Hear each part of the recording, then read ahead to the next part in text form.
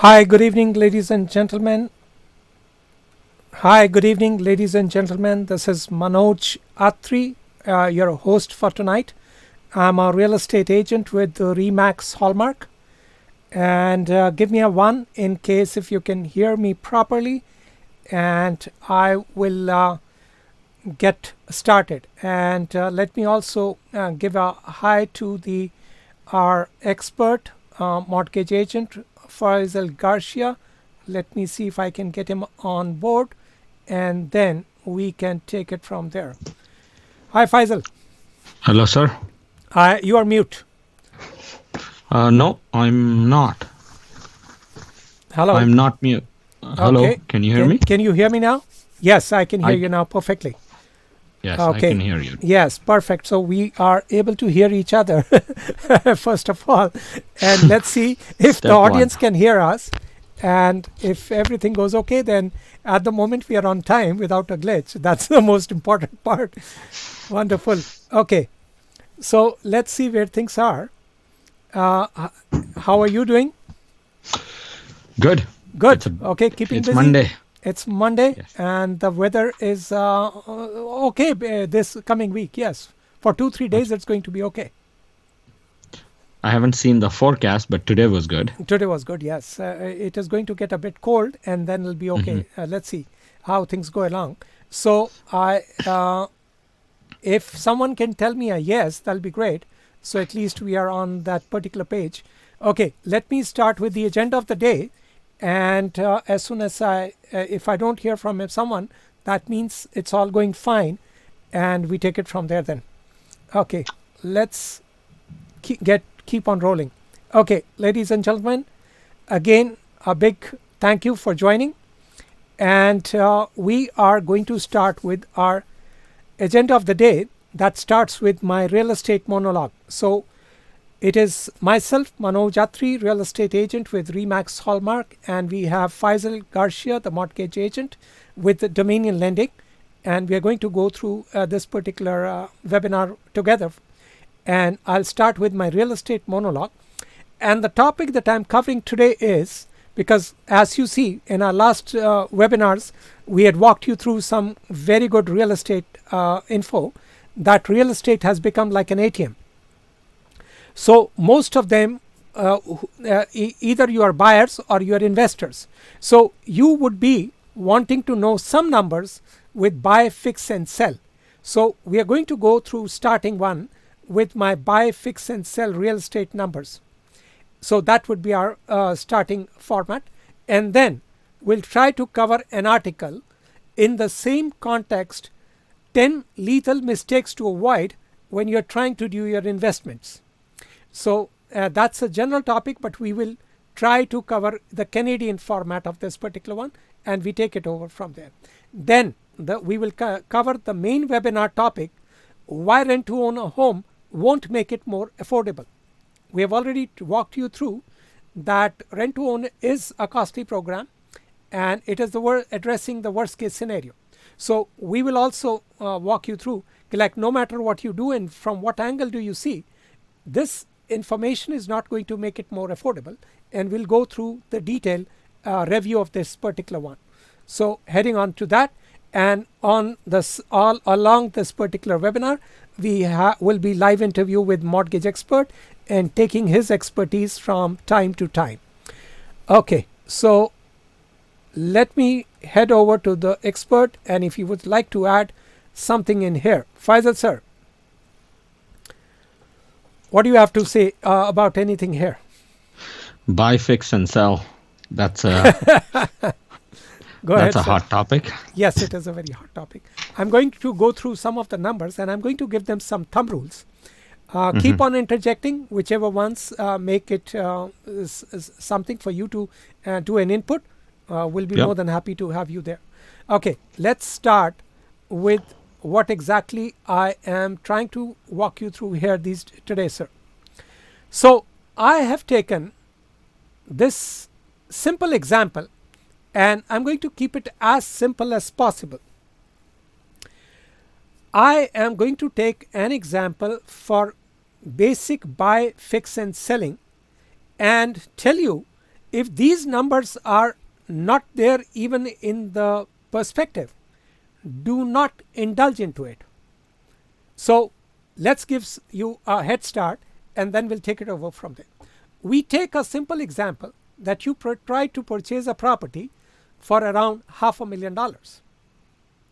We assume that you are in the regular format of buying or as an investor, and you put down 5% down payment. So that would be close to $25,000. Now, you will soon see that this $25,000 will be vanishing like crazy. You have CMHC fees, which will be close to 4.1% of the purchase price, so you're paying close to $20,000 there. You have a closing cost, and that will be around 1.5% of the purchase price, close to $7,500. So basically, if you see, your down payment is exactly gone away. So you have to first realize that that money is lost. Now, I have seen these numbers from many people. They're trying to buy a property for 500, and they think they will sell it for 600, and they're going to make a profit out of it. And that is what I'm going to say. No, it does not work that way. So from these calculations, you're already close to $28,000, which you have already paid.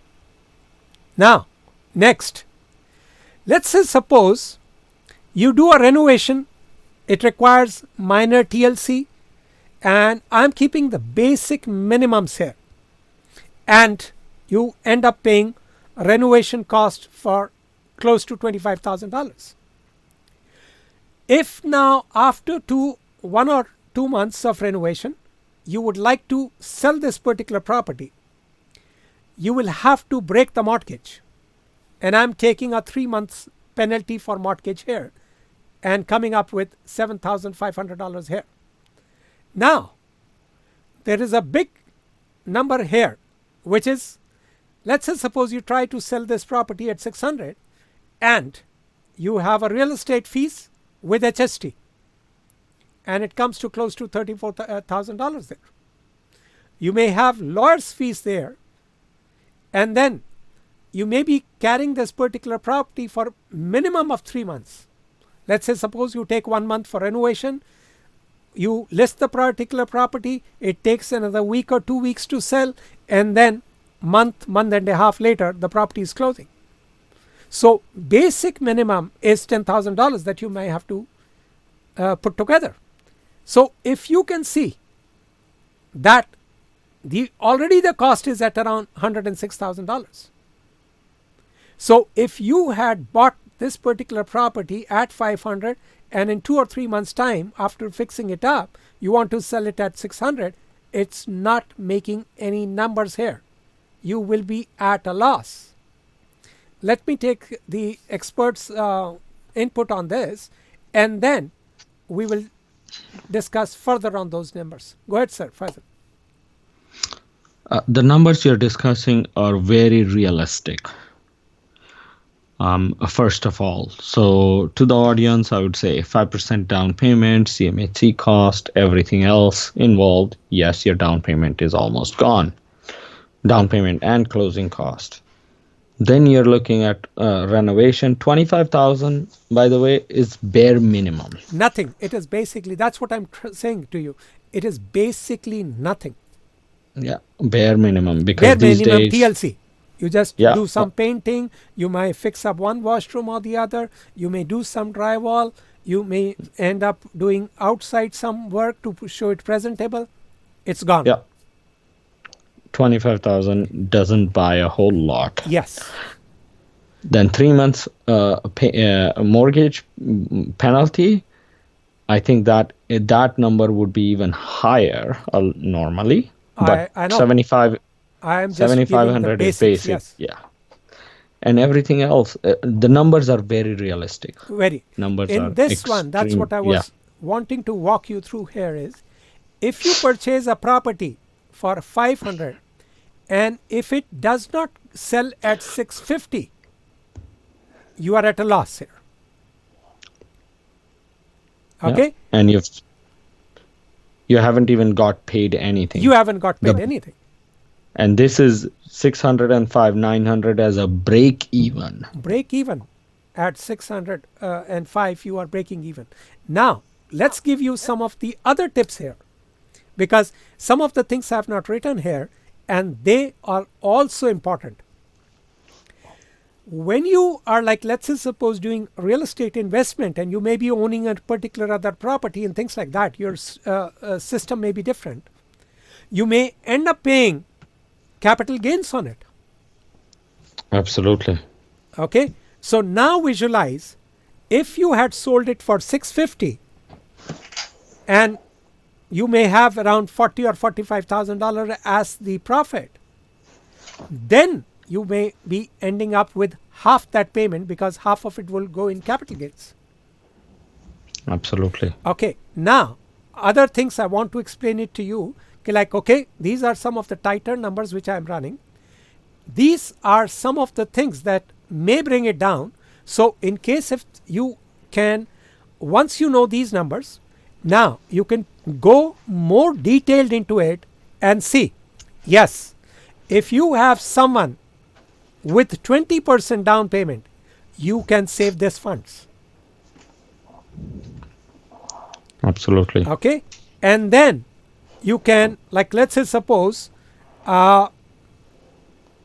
if you go even with someone private, that you want the funds to be only for 3 months and things like that, you may look into it, because you may save $7,500 there. Because it may come into something different. I don't think so you will be able to save on this, but see, if it's like a friend or someone, or you're sharing the profit, something can trigger in there. But I mean, the thumb rule would be, if you're purchasing a property for $500,000, and if the difference is not close to $150,000, don't even jump into it. You may think 600 may work. No, it doesn't work. And that is what I was trying to explain it from this simple exercise. And that is where I am. Go ahead, sir, if you needed to add anything. No. You have done a few, so you are an expert here. Yeah, it's 20% down payment does save CMHC fees, for sure. So that is usually $20,000 saving right there. Yes. I mean, but that would be the only factor that could change. But at the same time, you're also looking at, having that much more. 20% would be $100,000. Yes. So you're a serious investor there. You have the funds. Yes. You have the funds for fixing the property. You have the other funds, because see, even in this particular case, 25 and 7, 32, 33 already there, plus another 25 for renovation. This is all your money. You have to come up with all these funds. You will have to come up on your own. Like, see, this 25K down payment, the closing cost, so we are already at 32,500. Then this particular renovation money you may have to have. Mortgage fees per month, you have to have the carrying cost there. Yeah. So you are already 25 here and another 10 here, 35 and 33 there. $60,000-$70,000 you already need to have. So if you have those 20K more, so that means you're already touching the 100K mark. Even to make $25,000 or $30,000 here. Yeah. So this is the reason I wanted to share that whenever you're trying to do buy, fix, and sell, at least $150,000 will at least make you something. There's no profit in the $100,000. It is negative $6,000 here. So it is with this particular one, I am now going to take them over.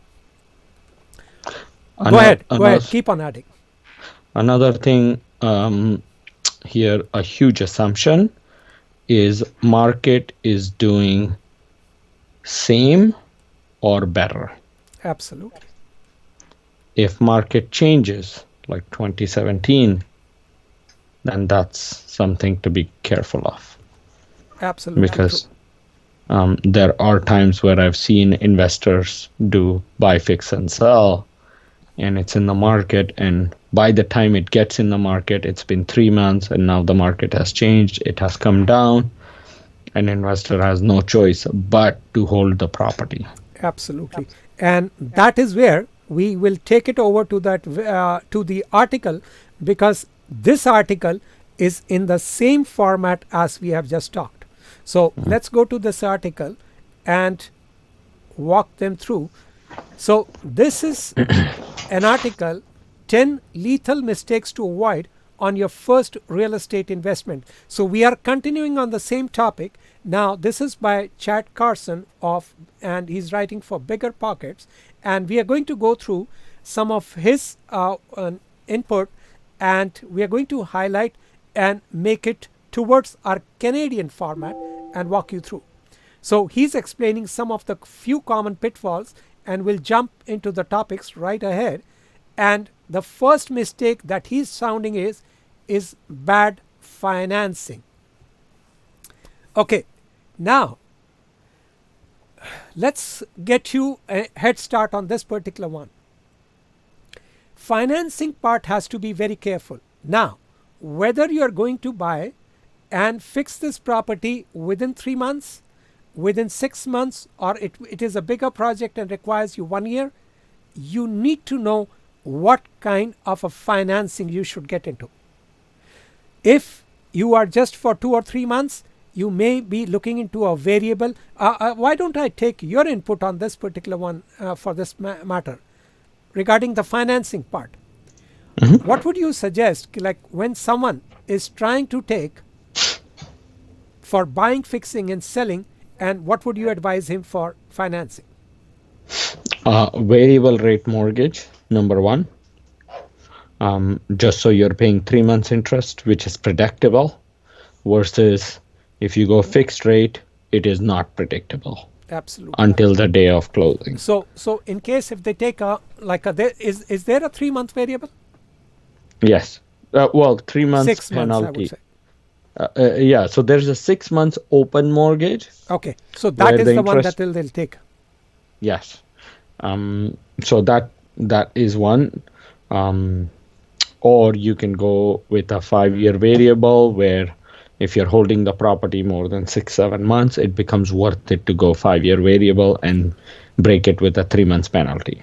Okay. Now, so the 6th month variable, does that also have a penalty? 6 months open does not have any penalty. Absolutely none. No. Now, is there after let's say suppose by chance you're running very tight on the 6 month format, can you extend it or no? Yes. And again for another 6 months? You can do it for another 6 months, or you can do it for any other term, 1, 2, 3, 4, 5 years. See, so in case if someone is picking up a project for buying, fixing, and selling, so that is what we are trying to address here with bad financing, that in case if you know that the project is for a very short duration of time, take a 6 months open variable. Make sense? Absolutely. And if it is for 1 year, then take it for 1 year.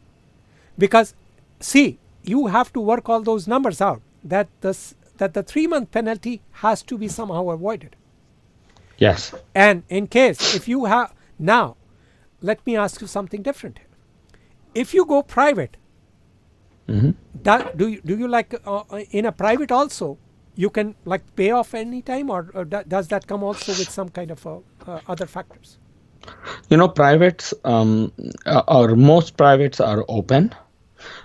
It's just that every private lender does require a fee. Yes. So that would be the very, very costly part of it. Yes. Most times actually going private does not save you money. It's more expensive. See, okay. But in case if you see both the numbers, either you are paying CMHC No, in case if you have 20% down, then you can work with that. Yes. Makes so in the end, that is what we are trying to walk you through here is financing part has to be addressed. He has Yes. given, you can review this article because I have this in the description. High interest rate, adjustable interest rate, high monthly payment, balloon payment, personal recourses. But in the end, the bottom line here is you have to figure it out. What exactly is the term that you need those financing for? Try to see that if you can somehow avoid the 3-month penalty there. Absolutely. Okay, now the next one. He says, this is his input on it. I've always used a lot of private and seller financing. Seller financing most of the time doesn't work here for my real estate deals, and I keep this list to financing mistakes in mind. Okay, the beauty of private financing is that everything is negotiable. Yeah, that is true. But no matter what type of financing you use, be sure to negotiate hard and avoid the worst mistakes. From my suggestion to you for investors here would be go with I think so the variable 6-month open will be the best one, it seems. 6 months open is a product that's made for someone who is unsure what they want to do. Yes, and is it easy to get this? 6 months open? Yes. Most lenders have them. Most lenders have them. I mean, sometimes, you have to go through a lot of difficulty into procuring those. I mean, is that at times, yeah.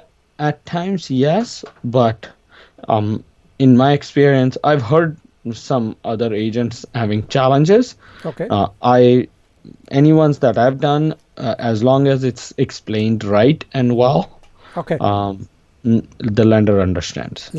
It's a product that they have in place. Okay. You just have to make sure that it fits the product guideline. Okay. So basically that is there. Okay. Next one is bad location. Now, this is a very, very important format of it. Okay. I've just walked you through that if the property is 500 and you're not able to sell it for 650, you have to make sure that that particular neighborhood is supporting that particular price. Yours should not be the first project there. And the main thing has to be seen here is this is also has to be understood. This has to be kept at the back of your mind. You take a project and you think it's going to be done in 3 months. This is what I'm trying to give it to you on the basis of what I generally do. We will take a project and we'll start with that, and we will give 15 days to a maximum of 20-25 days for that property to sell. If that property is not selling within 15 days, we will price it right. We will make sure that it is put together in the market accordingly. It should be rented out within the next 30 days from the date that the renovation was complete. So those things have to run parallel. Otherwise, you will be in a bind.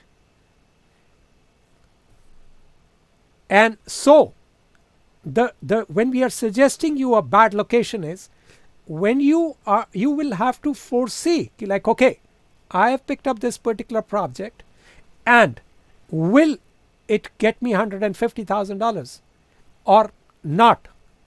And pick the location accordingly. You have to do your thorough research there and then act accordingly. Go ahead, sir. Your input. Neighborhood supporting the value is extremely important. Because at the end of the day, things have to, we have to start looking at it as backwards math. Absolutely. What will be the sale price? How much work is needed? And to procure that property, what is the cost, including CMHC, closing cost, lawyer fees to buy, lawyer fees to sell, mortgage breaking cost if you're not going for 6 months. There's everything there. So bad location, that's a big pointer Okay. that has been given. I'll add a live something that went with us on one of the projects there. We and one of my investor, we were looking at a property. The property was perfect. The numbers were right. The property showed what we wanted. Everything was okay.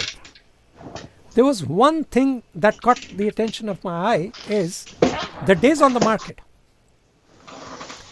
Days on the market was very huge. And I immediately, that was a red flag for me. I said, okay, if the property is so good, it's priced right, why is it still lying in the market? We did our research there.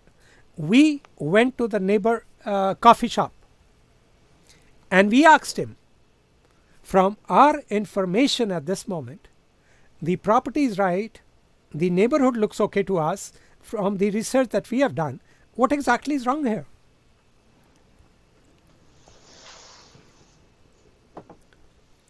His answer was, yes, the neighborhood is right. Whatever you have come up with is okay.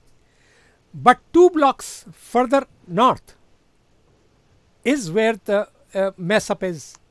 And it's flowing downwards. It was a simple thing. So that is where bad location has to be, all the numbers have to be worked out. You have to go and do your research in the neighborhood. And that is Absolutely. how you have to make sure that you are like properly taking all the right steps. Otherwise, you'll be stuck up there. Okay, let's pick up whatever he's trying to add this to us.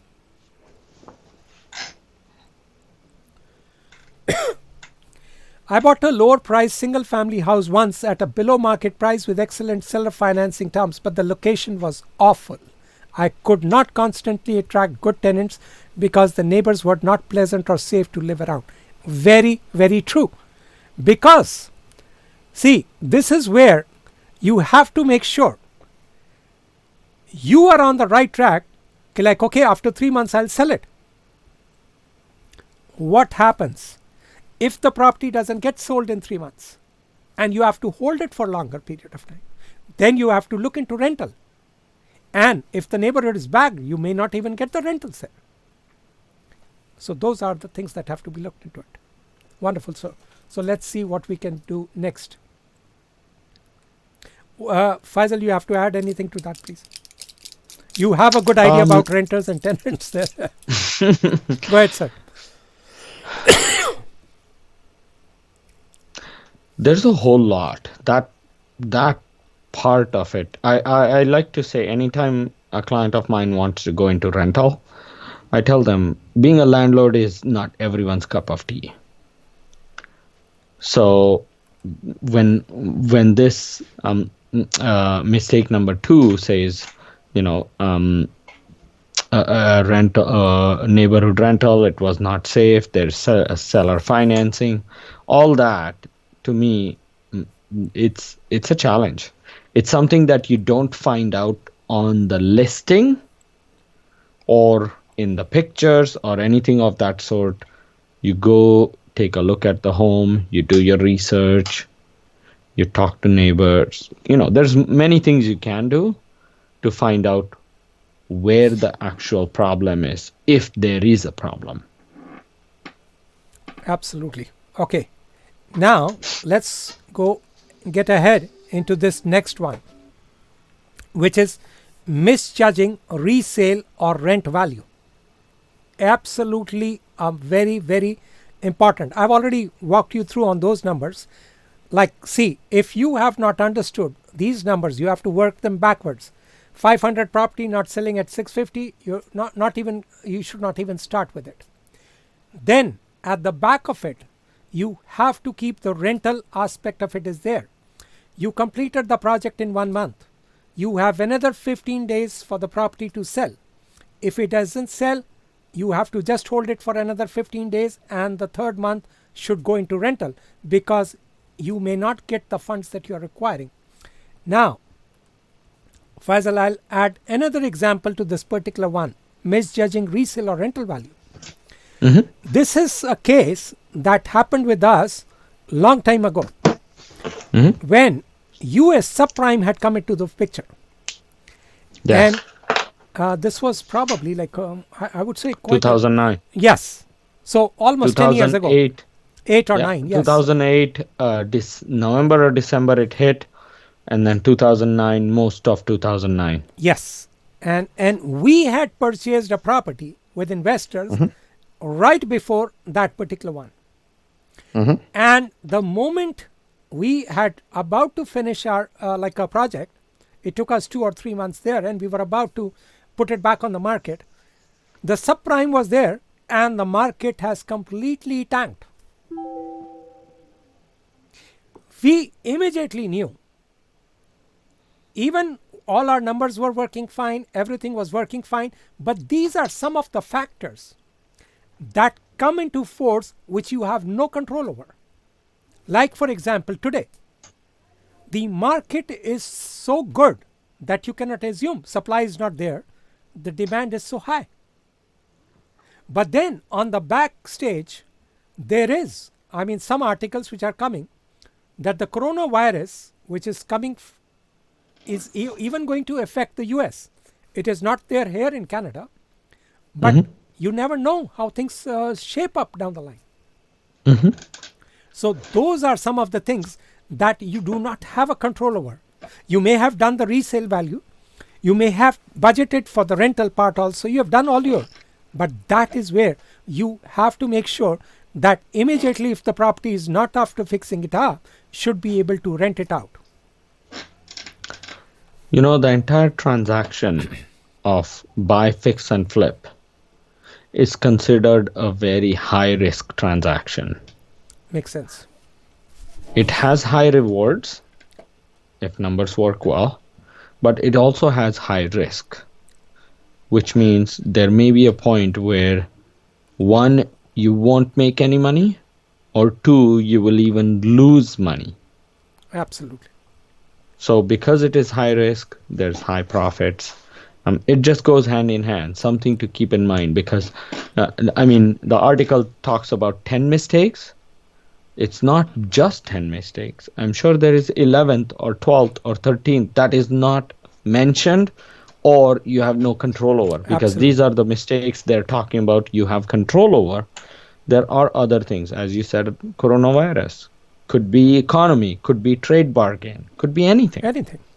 You have to keep those factors in. In one of my next example, I'll pick up something else. Okay, let's see what the author is saying about this particular one. On your first deal, it is likely you are not yet an expert on value, so there are few things that you can do to help yourself. And yes, study the area. That's what I told you. Like always go and research the area, and I'm going to talk to you further on this particular one on my next one. Study all transactions in your market. Hire professionals who have been dealing in that particular area. And before I go to this particular one, let me walk you through on, I'll give you my 2 cents on this particular one. Area. This is how you do it. I mean, there are 2 things that you should always be. How well can you manage this particular project?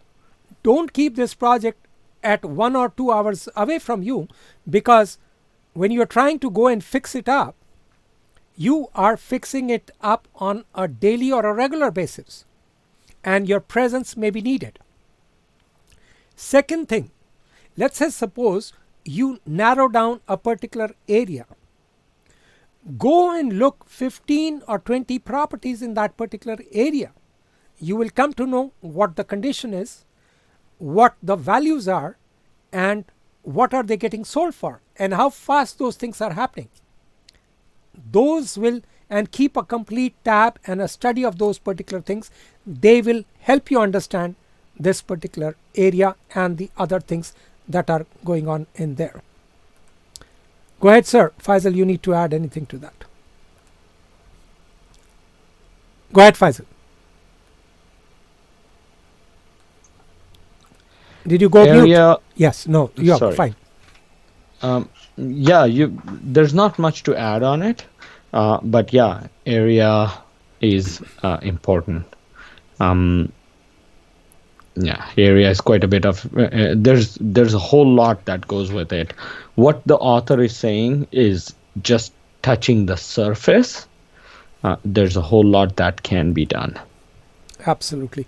And the main thing here is that do not pick up a project which is very far from you, because during the time you're doing the renovation, it will become very difficult. Well, that goes along with the rental as well. Absolutely. When if you're in the east side and the market on the west side is good, you can find a good property, great. But what if things go wrong? Absolutely. And also rental. Yes, true. Yeah, Because you have to manage that rental too. exactly. So Yes. this entire project, you have to coordinate. If you cannot sell the property, you're babysitting the property. You have to check on things. You have to make sure it's not vandalized. Who knows? There's Oh, many tons of things. things. Tons You of have gone through so many of yeah. them.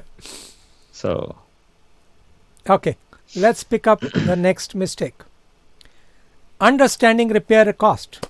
Absolutely. This I'll give you my personal example on this particular one also. And what he's saying is also be sure to get help from other knowledgeable investors or contractors. On this particular one, understanding repair cost, no matter how expert you are, always have another buffer for it. Surprises will come in two forces. You add to it, Faisal, and then I'll going to give you an example further from one of my deals that we did for buying, fixing, and sell. and this is I've recently, I should say, relearn the skill of buffer Mhm. from a client of mine who sold and bought the property. Okay. Numbers were extremely tight. Hmm. They were buying downtown Toronto, and they were going 1.3 million Okay. all the way. Ratios were extremely tight. Down payment was just enough. They were selling the condo, buying the home. Things were all perfect. Everything perfect. Looked perfect on the paper. One thing that worked against was appraisal value, and that threw everything off. Oh, yes, that is true. Okay, so and I'm just elaborating on the buffer, and I kept saying the client that you need to have a little bit of extra, Absolutely. and the parents were there, but of course, children don't necessarily want to ask for help. um, in the meantime, parents did help out to close the property, but me asking for buffer, it was just a language that the client didn't understand. They were At very that young moment, yes. clients. Yes, just didn't understand that what could go wrong. Everything is okay. Everything is perfect. Absolutely. We have income, we have down payment, so on and so forth. So to answer your question here, the buffer is absolutely needed. I suggest, depending on how much the down payment and so on and so forth is, the repair costs are, it is what I like to say is a can of worms. Absolutely a can of worms. Okay, let me also add my example to it here. We were trying to do a project here in the east end area of Toronto. Very nice neighborhood, and everything is very nice. My background is architecture, and I'm extremely thorough. So we went through all the numbers. One of the partners is a contractor. He is also he has done numerous projects, so he was also thorough. We had the home inspector, which we have used numerous number of times. He was thorough. All the numbers were crunched. Everything was crunched, and we had but obvious, we still had the buffer and everything. Out of the blue, we are halfway into the project, and the city sends their person there. All the drawings were there, all passed and everything, And suddenly, out of all those equations, he came up and he said, I don't want this to be done this way, I want it done this way. And that itself was worth $50,000. The more expensive way. No, that is all he wanted. He said, whatever you are doing, that's fine, but I do not want you to do it this way, but I want it to be done this way. Otherwise, I'm not signing anything off. And that added another $50,000 right there and then. Though, I mean, we took the advice, we had our structural engineers and everything. We brought him into the picture, and the structural engineers came up with some other alternatives, and the cost was brought down from $50,000 to close to $25,000. But yes, that was again a surprise. So whenever you are estimating the repair cost, make sure there is enough buffer. If the buffer is not there, you are like you will tank. Any repair cost is a can of worms. Absolutely. As simple as just updating a bathroom. When you're starting to take the tiles off, you don't know what's behind the drywall. Absolutely right. So a repair cost, as you suggest, you need to have buffer. Everything needs to have buffer, but repair cost is top of the list to have the buffer. Absolutely. Running out of cash, that's the next mistake, and that is again a very, very important. You just gave an example here. But obviously, like had your the parents were not there, then that appraisal cost, see, in the end, someone has to lend them that money, and the appraisal cost has to come to close the property. Absolutely. So that can be appraisal cost. Let's say suppose you ended up overdoing the stuff. That will also cost you. So you have to be extremely sure that if you're stuck, you have source from where you can get this funds and get the project completed. I have seen numerous projects lying in the market which started with fanfare but couldn't finish because the sources ran out. The running out of cash was there.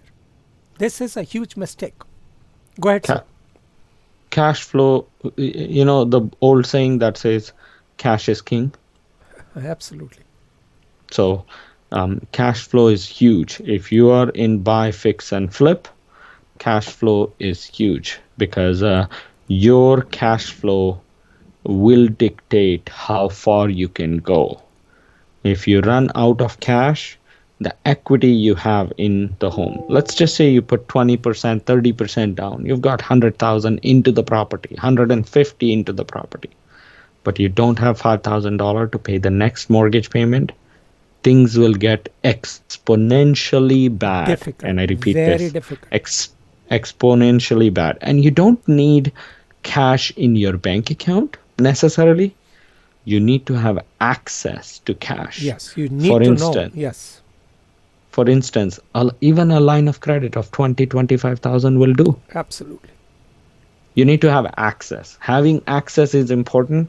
Having cash liquid in the checking account isn't important. Makes sense. Okay. Next big mistake, letting emotions drive your decisions. Absolutely a big mistake.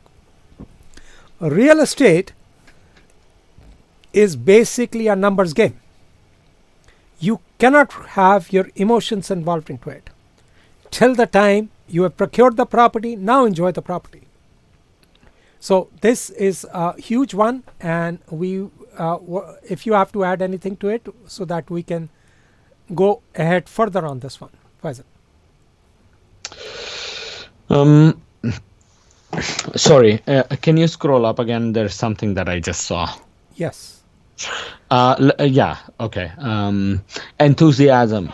That that word it specifically brings me to the first property you ever showed me, flat roof.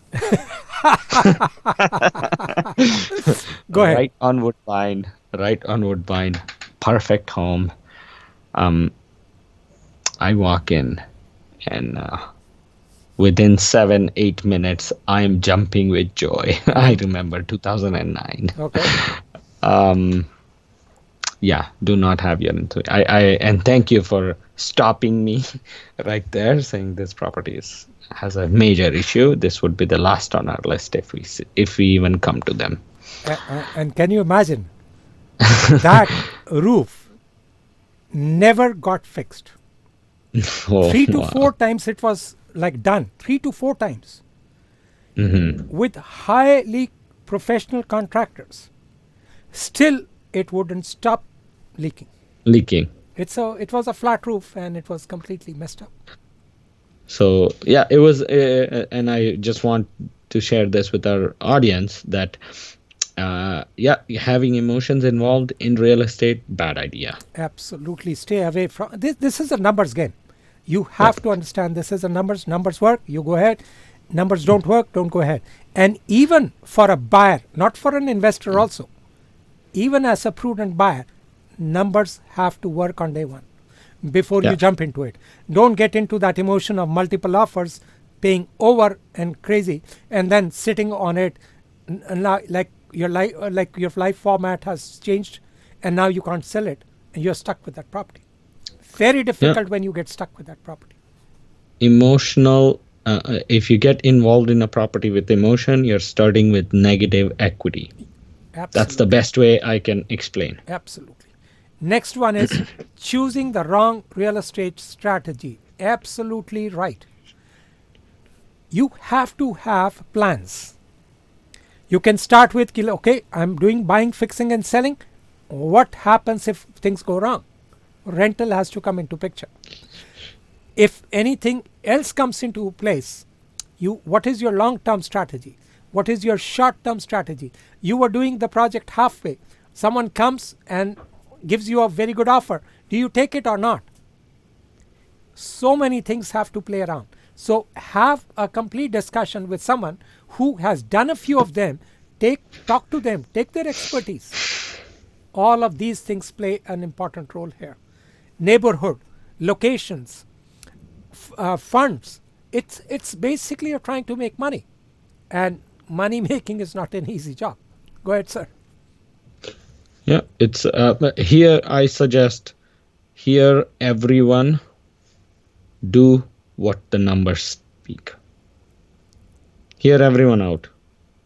Absolutely. Get as much advice as you can get.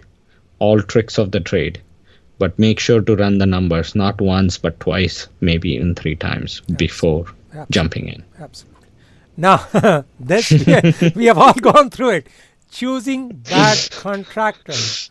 Oh, this is a nightmare waiting to happen. This is like you will have to have referrals. You have to go and look at their work. Do not pick up someone from an ad. Call him over. You will be the biggest mess of your life. Sorry, audience. We're not trying to laugh at this, but this is a big pitfall. This is a major pitfall. And if you're an investor and you've done it more than 2 to 3 times, you'll understand why we are pointing this one out. But all I can say is the way contractor functions, their calculation and their work style, it's very different than any other profession out there doing their numbers calculation. Absolutely. The reason is, see, whether they are at my site or your site, they're going to get a fixed amount paid. Okay. Now let's say suppose they're working on my site. I'm not there. Someone passerby goes around, tells them, can you come and do that small job? And now they will charge him double or triple because they're already they have the amount they already have. and the other one is willing to pay. They are off for 2-3 days with you. Nowhere to be seen. That's how a 3-month Project flip becomes becomes a a 6-month. project. Yeah, a So- year maybe sometimes. Easily. That the contractors are like it is not but this is how their business is. I mean, like I have dealt with so many of them. You cannot like depend on any one of them. No. They are a completely different style of working. And I would also try to be the main in charge, and then giving them small pieces of work instead of giving them the funds and then the whole project, and they are off. They're going and having a nice sumptuous meal somewhere with that fund. Vacation. One of them told me that Christmas has come early this time.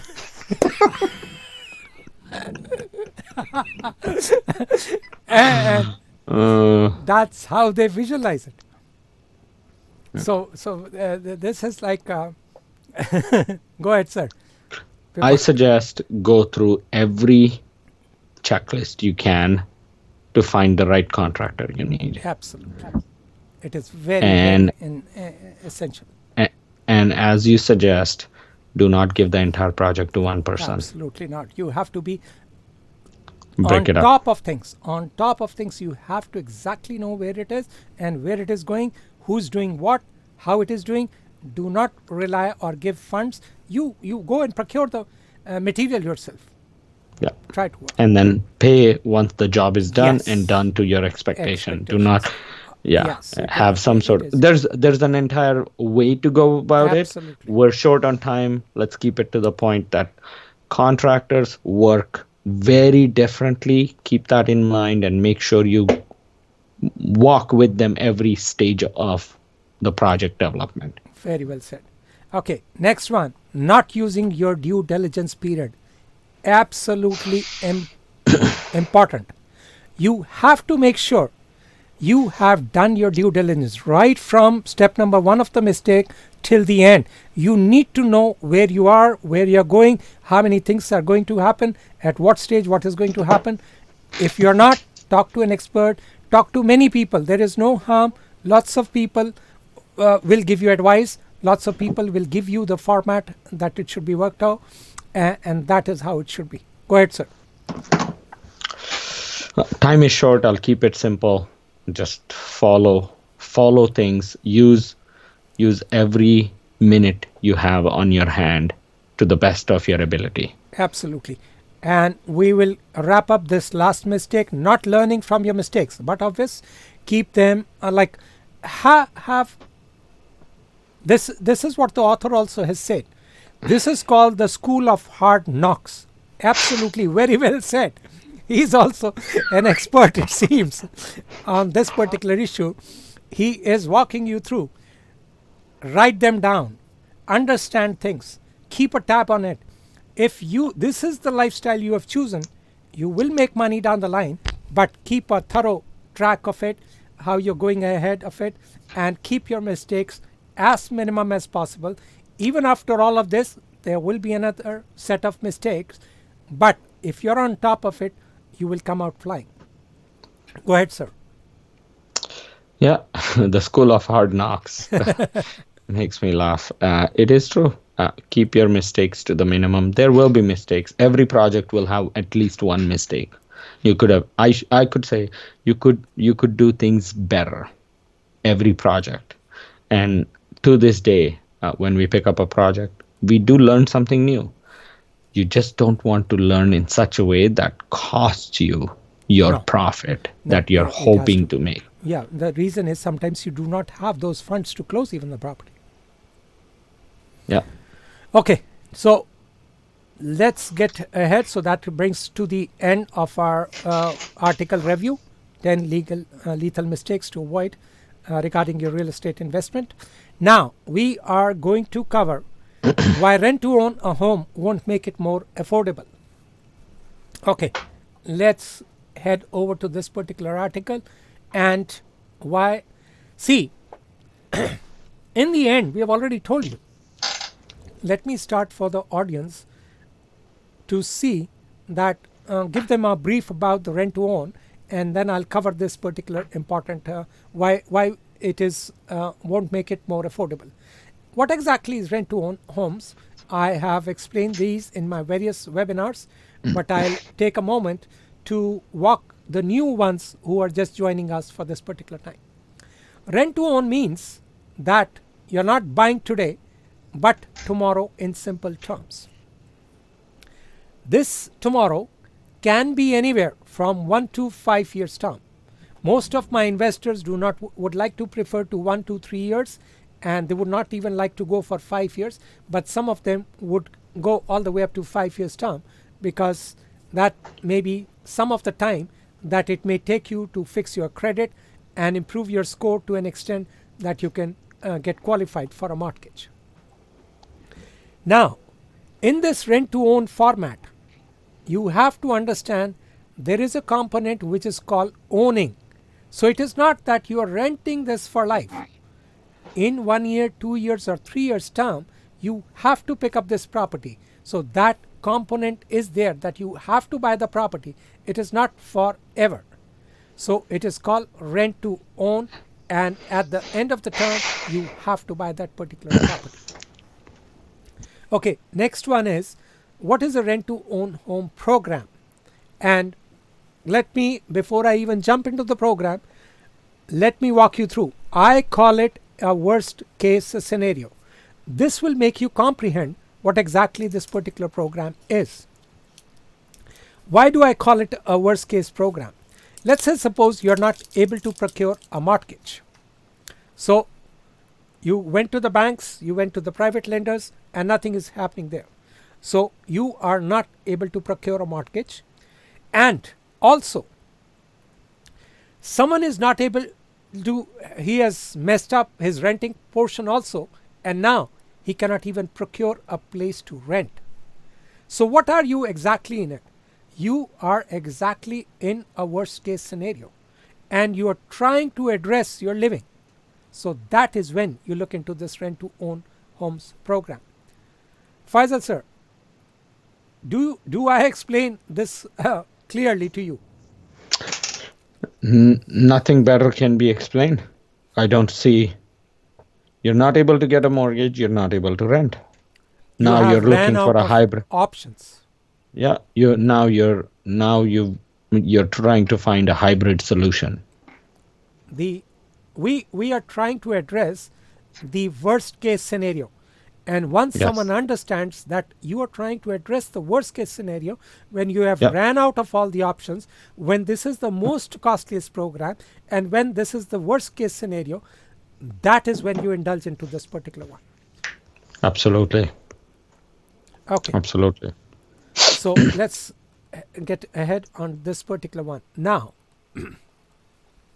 let's talk about, there are 3 issues for rent to own homes. The income issue is the one. There is no change that we can do with the income. So whether you are buying or you are doing rent to own, the income requirements do not change. It is 4 times the income. I'll cover that much furthermore on the next slide regarding the income. The next one is down payment. So the down payment issue is also not changing, whether it is buying or rent to own.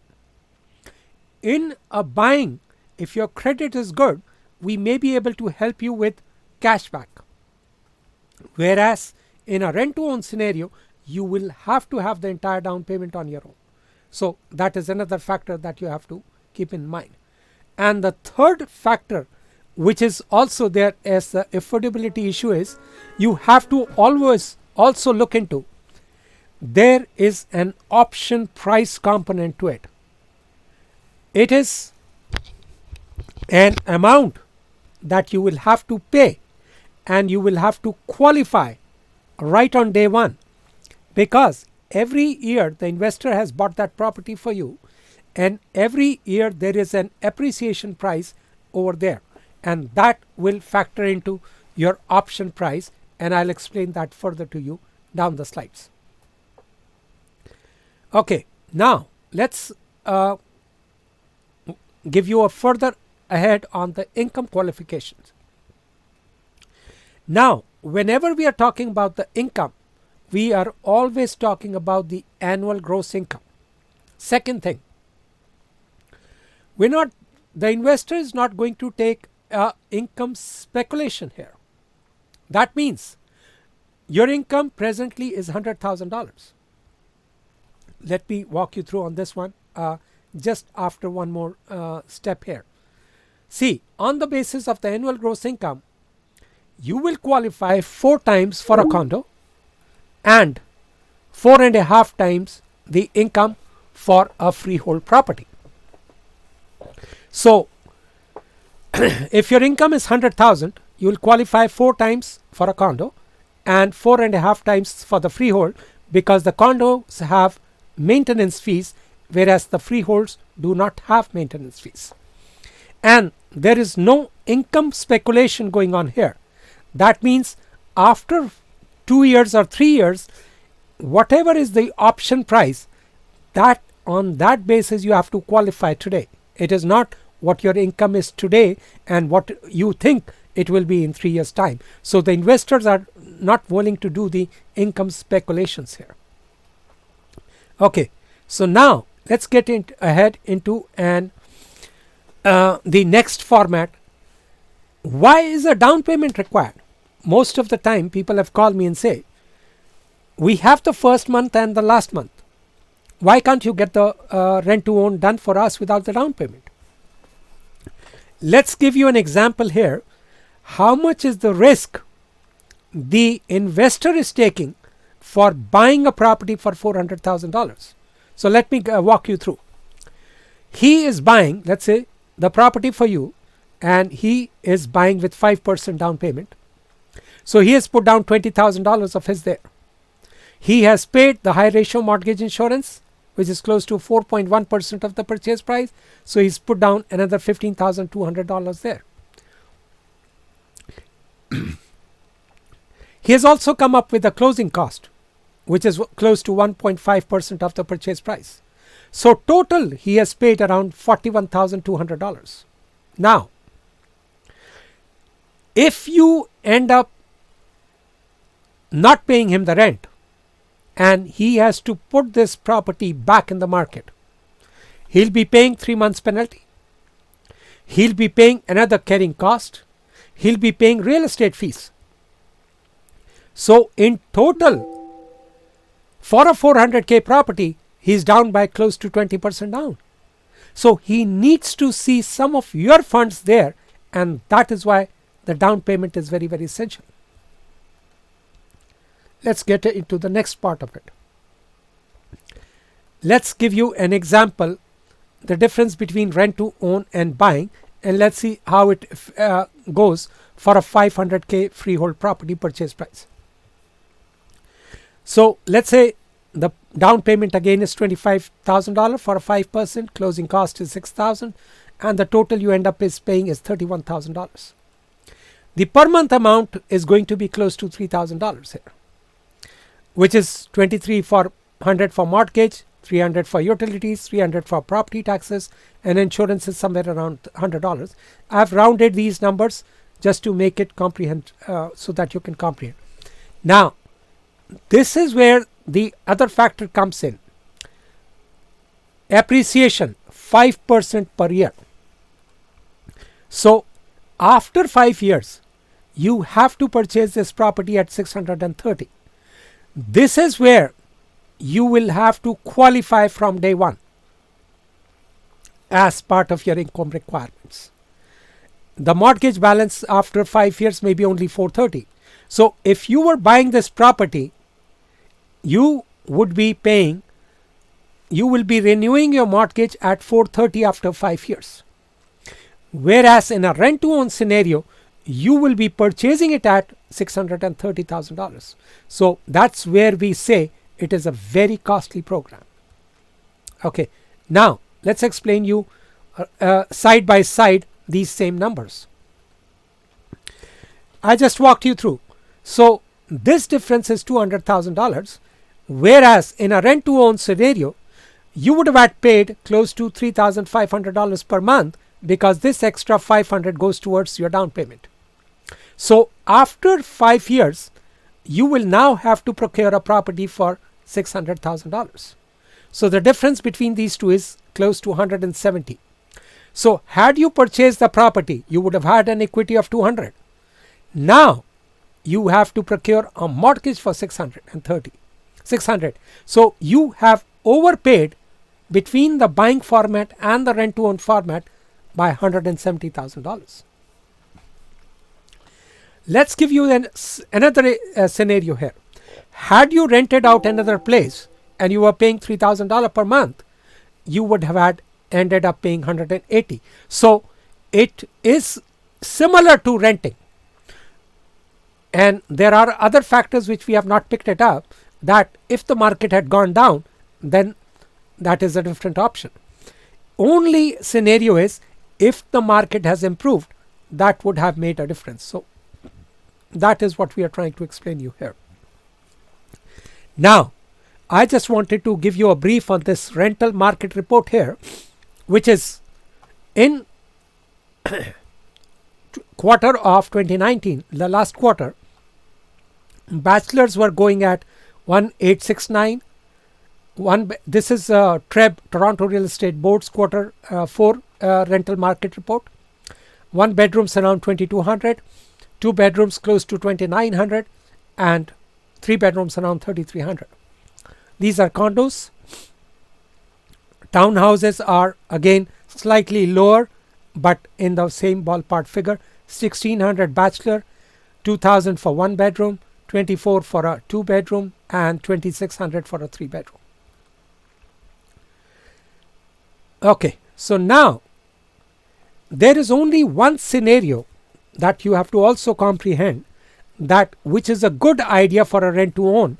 Instead, had you purchased the property at 500 and the appreciation every year is 5%, and the option price was 630. Now, if in 5 years this property you can sell it at $700,000, yes, then it may be better than renting. Only in one scenario. So you have to understand that only in one scenario this one becomes good. Otherwise, it does not become that great. So, in order to conclude, if you can buy the property, go for it first. Second, go for renting. And thirdly, go for rent to own, because that's the last scenario and it is the most costliest program, and it is not making it easy on your affordability. So that is what concludes us for today. And this brings us to close to our rent to own program info. And why do we call it a smart? Because we do explain you all the details, all the aspects of this program, and that's why we call it a smart rent to own home program. Give me a moment here so that I can give you 2 informations here, and then we are good to go. I want to give you probably the mortgage expert has left. He was in a hurry. This is one of his websites where you can go and get more information about his info. That is called faisalgarcia.com, and he's also a credit repair specialist. You can go to one of his other websites, which is called creditrepairnow.ca, and that will give you more information on that. Regarding my websites, this is one of the ones that I would like you to go. Let me see if I can get this one working. As soon as it is up and running, I will take you there. Let's see if I can get this one. It has probably frozen, so let me see if I can get this active. Once it is active, yes, it is now. Let me take you there. Okay, this is my website, which is a newsletter which I send, MA in Real Estate. This is where I curate 7 to 8 articles on a daily basis and email it to you. So you can subscribe to this email newsletter, and that will give you the latest trends that are going on in today's market in the Toronto GTA area. Next is my website, which is like where you must have signed up for manojatri.com. This is the page where you come to register for the webinar. And here, these are some of the other things which we do with my investors. My investors, we buy houses, and in any GTA area, any condition. Power of sale.